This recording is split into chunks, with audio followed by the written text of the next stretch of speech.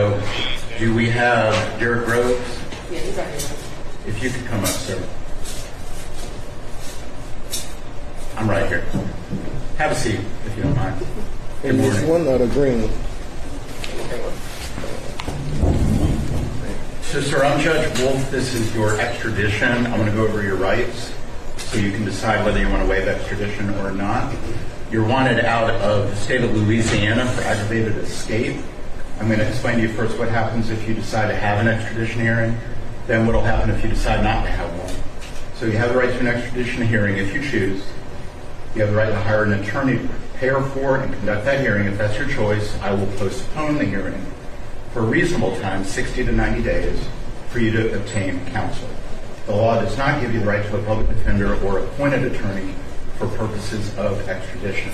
If you choose to have the hearing, I will reset your case 60 to 90 days to allow your attorney to prepare for the hearing. At the hearing, there will be three issues. Are you the person named in the warrant? Did the governor of Louisiana sign the warrant? And what you're charged with in Louisiana, is that a crime in that state?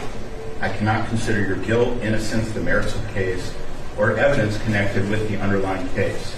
If after the hearing I determine that the requesting state, Louisiana, has met its burden of showing those three things, then they would have approximately 15 business days to pick you up.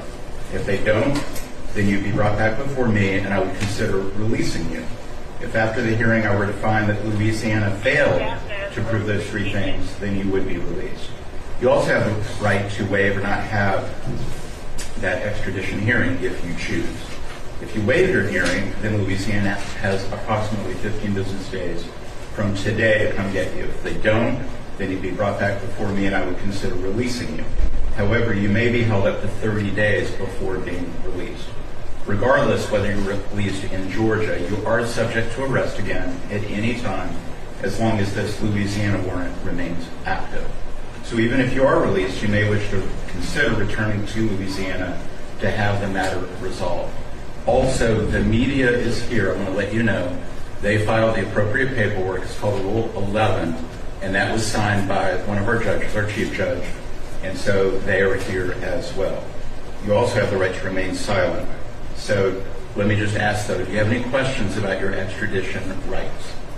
No. And do you want to challenge extradition, or do you want to return to Louisiana? I want to return where I'm from.